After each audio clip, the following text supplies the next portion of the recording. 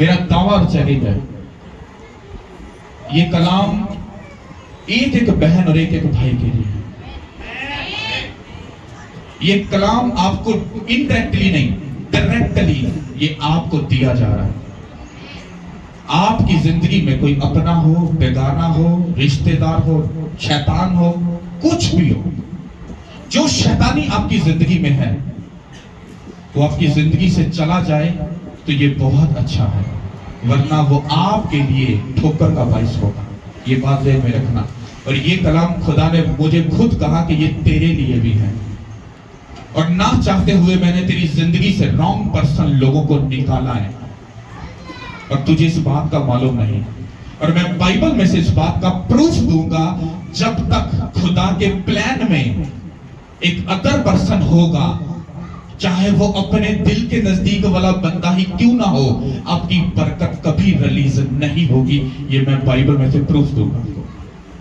Hallelujah. आप अच्छे हो, बुरे नहीं हो, आप अच्छे हो। बट जब आपकी जिंदगी में रॉन्ग पर्सन होता है, चाहे वो दिल के कितना भी नजदीक क्यों ना हो, अगर स्पिरिचुअल आइज ओपन है तो खुद निकाल दो। अगर नहीं समझ आ रही तो घुटनों पे आकर खुदा से हर रोज मिन्नत करना, खुदावन जो रॉन्ग है वो मेरी जिंदगी से चला जाए। और बाइबल की गहरी स्टडी भी ये कहती है कि जब खुदा आपको लेकर चलता है तो वो आपकी जिंदगी में से रॉन्ग पर्सन को निकाल देता है, अगर आप रूह और सच्चाई से उसके साथ चलने वाले हो तो कोई बात समझ आए। आप में से हर बंदा पर्सनली मेरे साथ अपना मुद्दा मेरे साथ डिस्कस कर ले। जो कलाम मैं आपको दे रहा हूं, मैं आपको एक एक कनेक्शन आपकी बात के साथ मिला दूंगा, कि वो एक एक कनेक्शन आपकी बात के साथ जुड़ा। कभी कभी ऐसा होता है कि हमारी जो बरकतें होती हैं, हम मेहनत अच्छी कर रहे होते हैं, चल खुदा के साथ अच्छे रहे होते हैं, सब कुछ परफेक्ट कर रहे होते हैं, बट हम कुछ इमोशनल होकर हम कुछ चीजों को अपनी जिंदगी से दूर नहीं करना चाहते, और जब वो नहीं करते और वही चीजें हमारे लिए बाइस से ठोकर बन जाती है। चलो एक चीज बताओ, तुम्हारा रिश्तेदार जरूरी या खुदा जरूरी? ऊंचा बोलना है, कौन जरूरी? चलो मैं इससे भी बड़ी बात करता हूं, तुम्हारा माँ बाप जरूरी या खुदा जरूरी? तो इससे आगे मैं आपको क्या समझाऊं? इसका मतलब है कि खुदा जो आपसे प्यार करता है, मोहब्बत करता है, अगर आपकी जिंदगी में रॉन्ग पर्सन है, रॉन्ग चीज है, रॉन्ग डिसीजंस है, रॉन्ग लोग है, अगर शैतान है, तो आप अपनी जिंदगी में कभी भी आगे नहीं जाओगे। ये मेरा दावा है, चैलेंज है। ये मैं बार बार पता क्यों बोल रहा हूं? क्योंकि मुझे ऐसा बोलने के लिए फोर्स किया जा रहा है। हालेलुया। अपनी जिंदगी में देखो, आप लोग किसी की जजमेंट बड़े अच्छे से कर सकते हो। पता कैसे? कितने लोग कहते हैं वो रॉन्ग पर्सन है, ये तो ऐसा है, वो तो वैसा है, पास्टर जैसा है, ये ऐसा है, वो कैसा है। कितने लोग ऐसा करते हैं? हाथ में उठाना, वो लोग करते हैं। करते कि नहीं करते?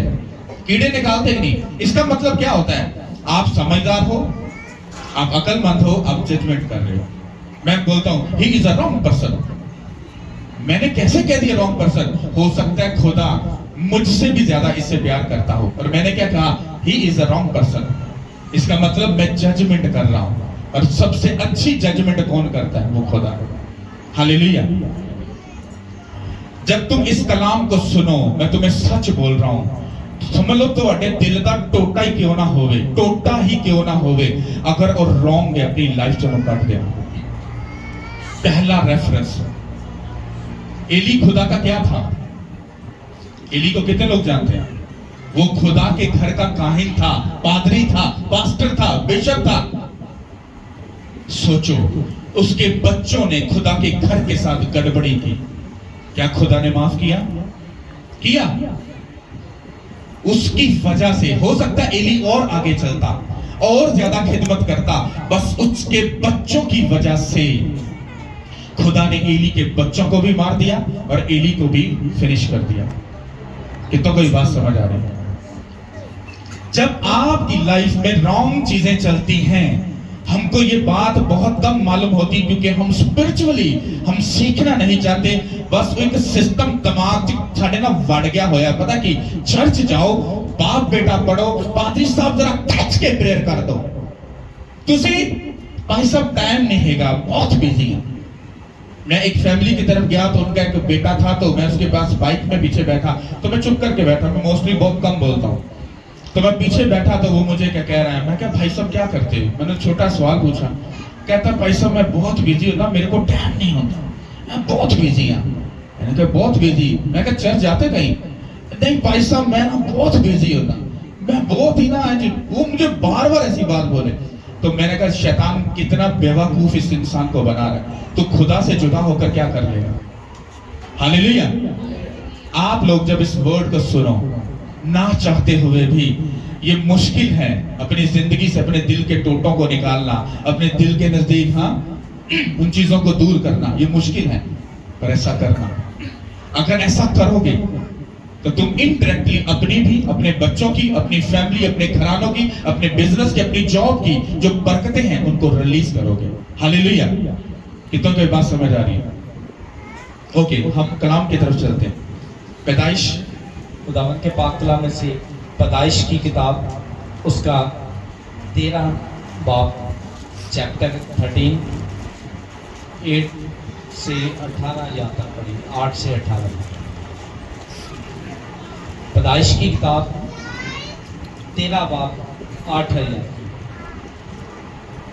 कलाम खुदा में यूं लिखा है, तब अब्राहम ने लूत से कहा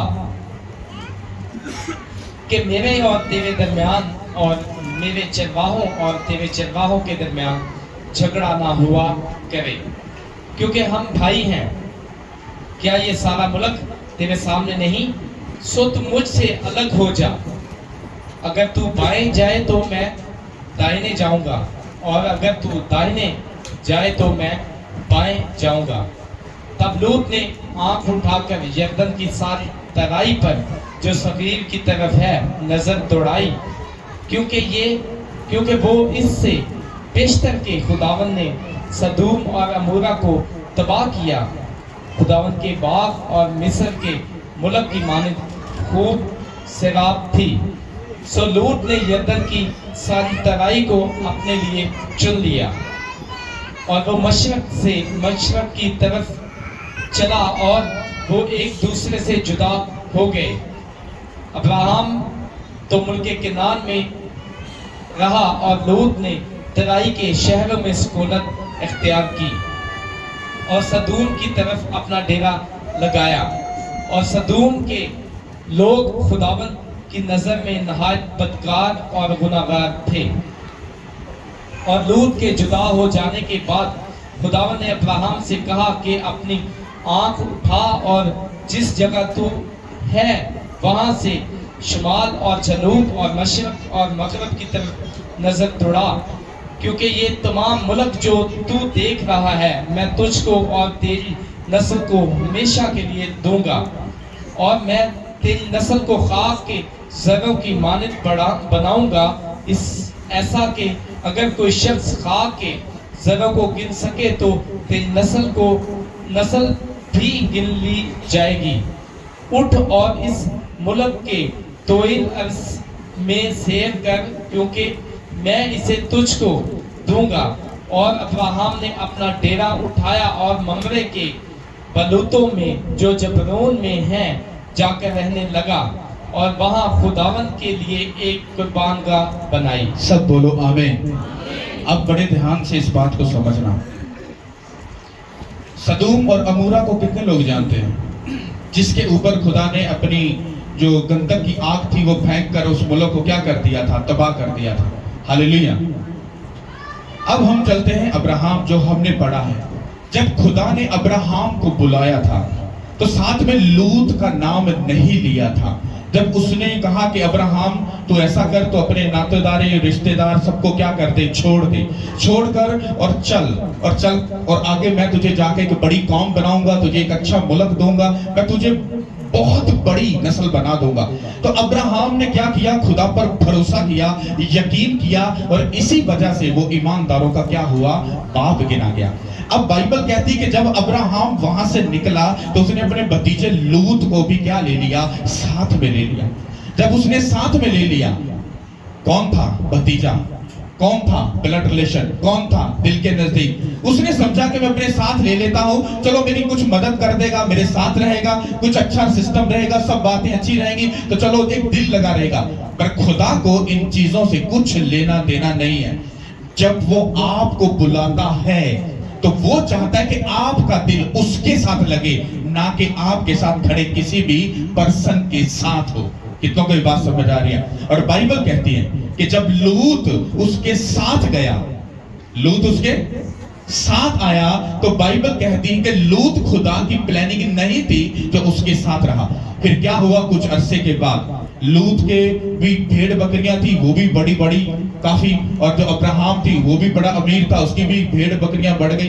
तो उनके चरवाहों में और उनके चरवाहों में आपस में क्या होता था? झगड़ा होता था। क्या होता था? झगड़ा होता था। तो अब्राहम ने सोचा, उसने कहा कि तेरे और मेरे चरवाहों में झगड़ा ना हो, क्योंकि हम क्या हैं? भाई हैं। हाँ, तो ऐसा करते हैं कि ये सारी जो कायनात है, ये दुनिया है, सारे मुल्क है, ये सब कुछ तो तेरे सामने है। अगर तू दाएं जाए तो मैं बाएं जाऊंगा, अगर बाएं जाए तो मैं दाएं जाऊंगा। उसने कहा ओके। तो बाइबल कहती है कि लूत ने सदूम और अमूरा, हाँ, उस शहर को उसने क्या देखा? दूर से देखा, वो बहुत ही खूबसूरत था। और बाइबल कहती कि वो खुदा के बाग की मानद था। कितनों को ये बात समझ आ रही? बागी अदन के बारे में कितने लोग जानते हैं? जहां पर आदम और हवा को रखा था, ये उसी खूबसूरती की बात हो रही है। जब लूत ने देखा कि बाग, वो जो मुल्क है वो देखने में बड़ा खूबसूरत लग रहा है, अच्छी घास है, बड़ा बना सवरा, खूबसूरत है, पानी है, मेरे चरवाहे, मेरी भेड़ बकरियां, मेरे जो लोग हैं, हम भूखे नहीं मरेंगे, हम सब कुछ क्या होगा? परफेक्ट रहेगा। वो क्या देख रहा था? वो चमक को देख रहा था। ये भी मैं बात कर रहा हूं कि जब रॉन्ग पर्सन आपकी जिंदगी से जाने वाला जो होता है, उसकी जो सोच और नेचर पता क्या होती है? वो आपकी चमक, वो आपका पैसा, वो आपकी नेचर, आपकी सोच, आपकी इज्जत, वो सब चीजों की वो आपसे क्या करता है? वो एक आपसे आस कह लो, या वो आपसे वो छीनना चाहता है, या वो आपसे वो लेना चाहता है, या उसी की वजह से शायद वो ब्लेस्ड भी हो रहा है। और लूत खुद ब्लेस्ड नहीं था, वो अब्राहम के साथ रहने की वजह से वो एक ब्लेस्ड मैन ऑफ गॉड था। कितनों को ये बात समझ आ रही? और जब लूत ने दूर से जब देखा कि ये मुल्क देखने में बड़ा खूबसूरत है, उसने उस खूबसूरती को देखा। क्या अब्राहम को वो सदूम और अमूरा नजर नहीं आ रहे थे? क्या नहीं आ रहे थे? आ रहे थे। उसने उस तरफ क्यों नहीं देखा? क्यों?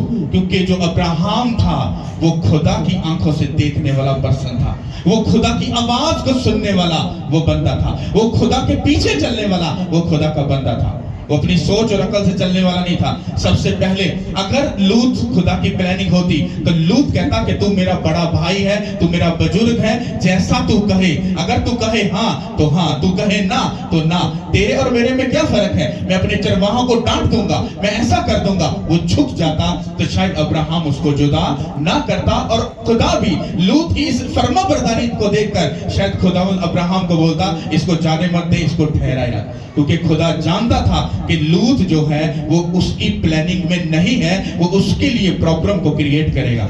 और बाइबल कहती जैसे लूत उससे जुदा होकर सदूम और अमूरा में चला गया। क्या आप जानते हो कि खुदा सदूम और अमूरा के हक में वो पहले से ही उसके खिलाफ था, क्योंकि उसकी जो बदी का शोर था वो बहुत ही ज्यादा था, और खुदा नफरत करता था सदूम और अमूरा से।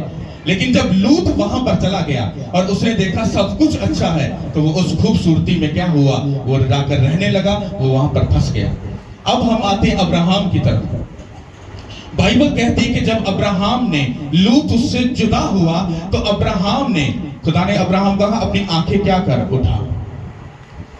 उसने कहा चारों तरफ देख ले, मशरिक मगरिब जनूब, कहता चारों तरफ देख, कहता जहां जहां तेरी नजर जाए, कहता सब कुछ किसका हुआ? तेरा हुआ। जब लूत साथ था तो खुदा ने अब्राहम को ये बात क्यों नहीं बोली? वाई? क्यों नहीं बोली? क्यों? क्योंकि लूत उस बात का, उस काम का, उस प्लान का हिस्सा नहीं था। और लूत जब तक रहा अब्राहम की बरकत रिलीज नहीं हुई।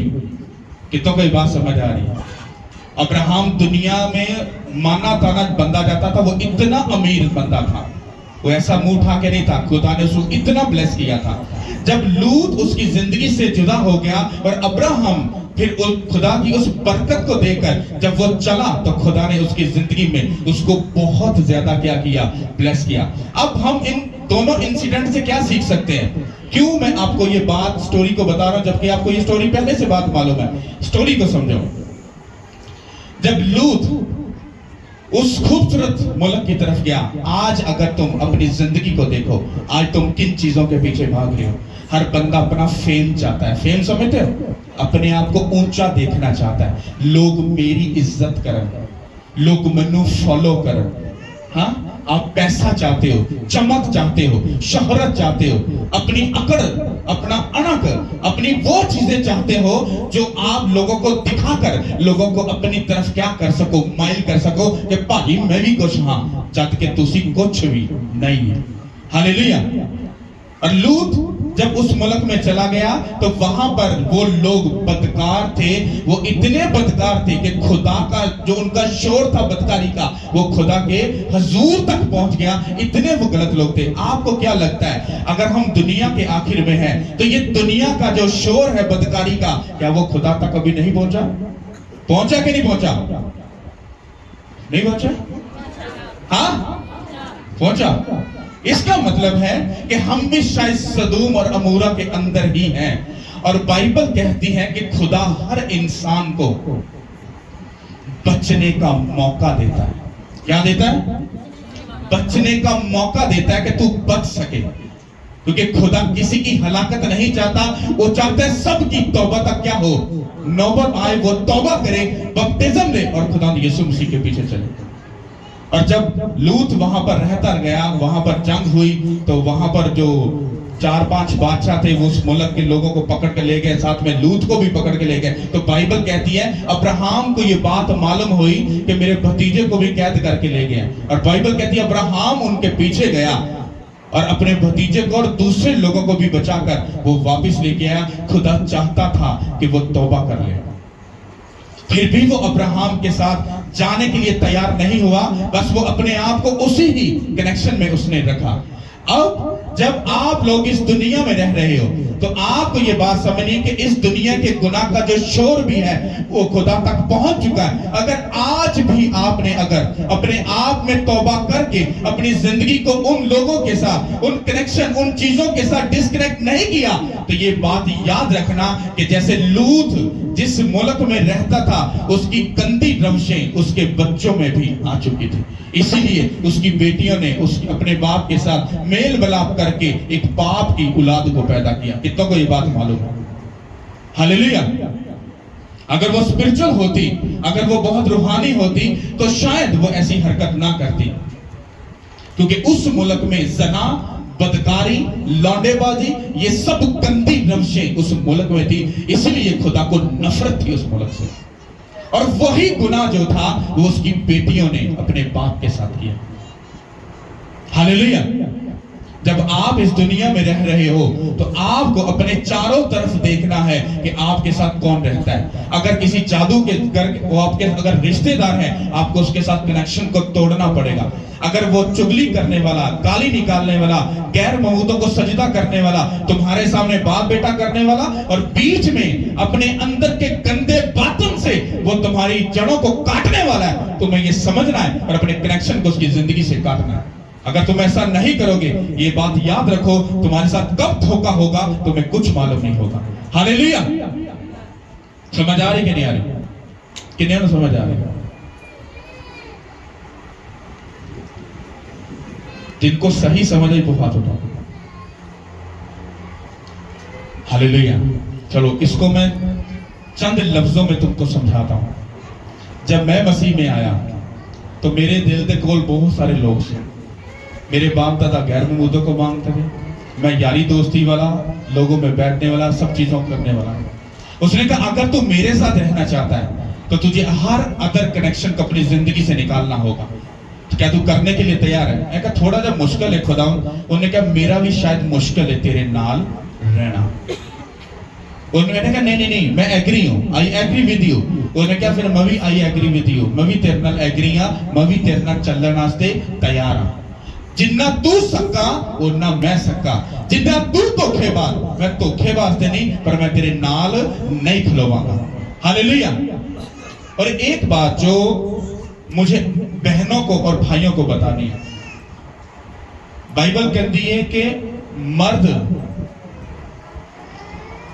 मसीदा की है, औरत अपने शोहर दे सिरता की है। नहीं समझ रहे? जो मर्द है वो औरत के लिए उसके सर का क्या है, और जो औरत है वो अपने शोहर के लिए क्या है? Divine helper.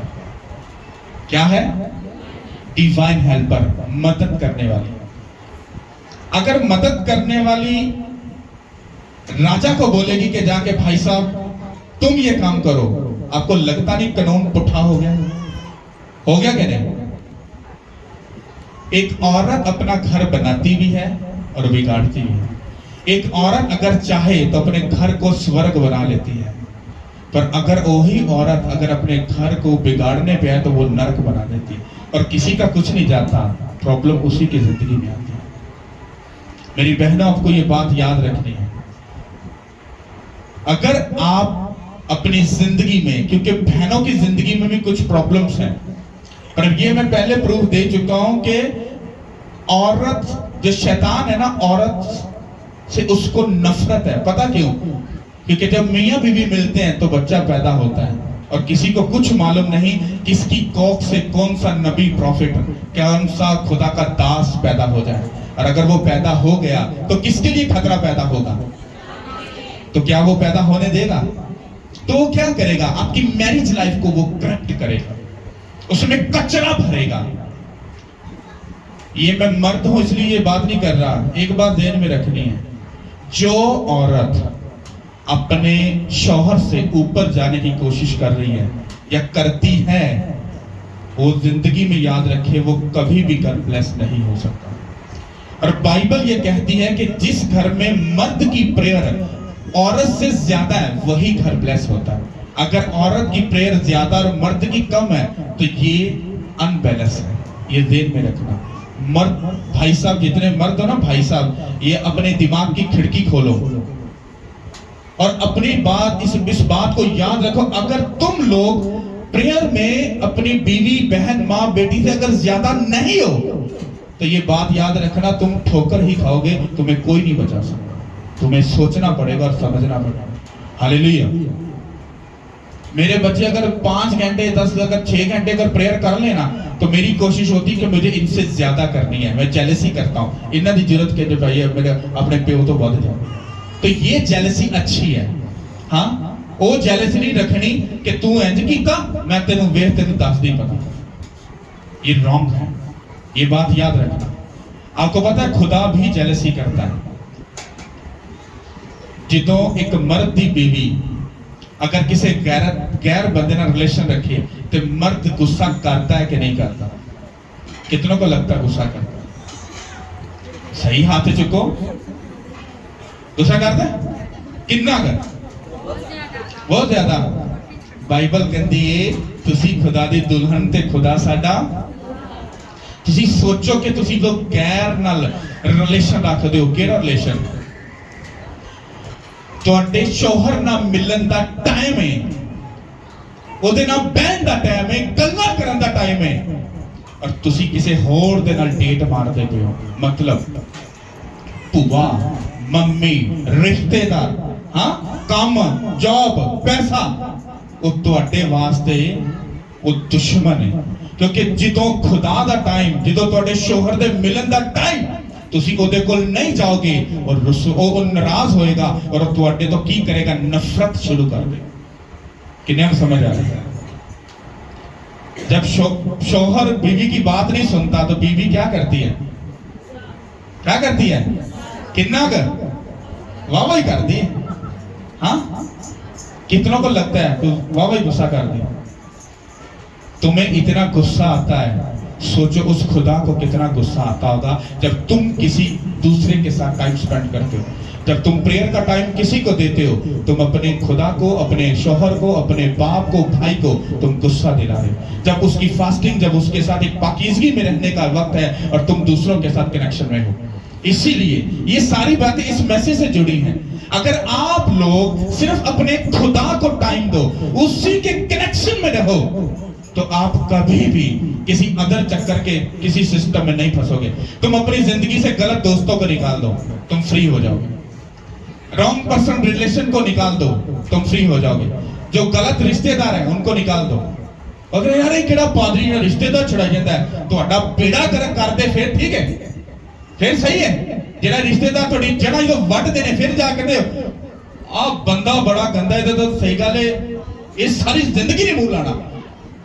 ਤੁਹਾਨੂੰ ਜੇ खुदा दे बाइबल दे विचों दसिया जा रहा है कि अपने आप ਨੂੰ बचाओ, वो ज्यादा अच्छा नहीं हैगा कि कोई ਤੁਹਾਡੀ जड़ वट दे फिर ਤੁਹਾਨੂੰ अकल आवे।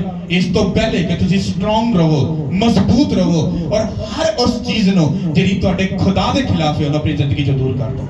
हालेलुया। अब्राहम ने खुदा की बात मानी कि नहीं मानी? मानी। लूत गया, बाद में अब्राहम ब्लेस हुआ कि नहीं हुआ?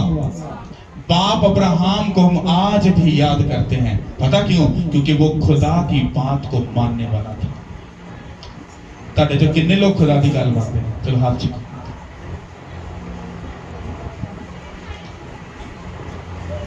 शायद मेरी अखा खराब ने, तो नजर नहीं आ रहा कुछ। आप में से कितने लोग हैं जो खुदा की बात मानते हैं? वो हाथ उठाओ। सर चुक के रखना। 1 2 3 4 5 6 7 8 9। ये भी अच्छी बात है कि तुम नहीं मानते और तुम झूठ नहीं बोल रहे, ये भी अच्छी बात है। हालेलुया। अब तुम खुद ही सोचो कि जब तुम अपने बाप के, अपने खुदा की बात ही नहीं मान रहे, तो तुम किसी गलत कनेक्शन में हो, किसी गलत रिलेशन में हो, ताकि ऐसा सिस्टम में हो कि तुम फंस जाओ उस बात में। हालेलुया। आपको ये बात याद रखनी है, जब तक आप खुदा के साथ वफादार हो, उसके कनेक्शन में हो, उसके साथ वफादारी में जिंदगी गुजारोगे, उसके साथ रिलेशन में रहोगे और अपनी जिंदगी से हर अदर पर्सन को जो रॉन्ग है उसको निकाल डालोगे, आपकी लाइफ ब्लेस्ड से ब्लेस्ड से ब्लेस्ड होती जाएगी। बाइबल कहती तो अपने सारे दिल, अपनी सारी जान, अपनी सारी अकल, अपनी सारी ताकत से किसको मोहब्बत कर? खुदा को मोहब्बत कर। अगर आपने दिल में आज भी रिश्तेदार, नफरत, जंग, चुगली, हर गंदी चीज रखी है, तो आप अगर कहते हो कि मैं तो खुदा को सारे दिल से प्यार करता हूं, तो तुम ही फैसला करो, क्या तुम अपने सारे दिल से खुदा से प्यार करते हो? करते हो?